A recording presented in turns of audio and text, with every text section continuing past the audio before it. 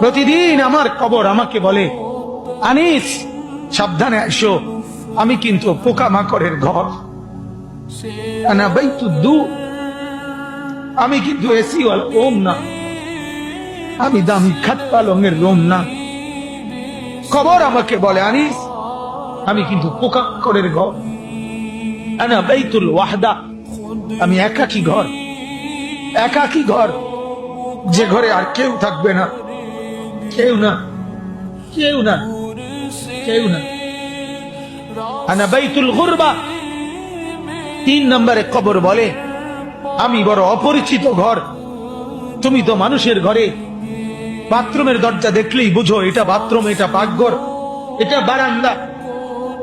কবর বলে, হে আল্লাহর বান্দা, কবর এসে দেখে কিছুই চিনবা না, ডান বাম কিছুই পাবা না, আমি বড় অপরিচিত ঘর।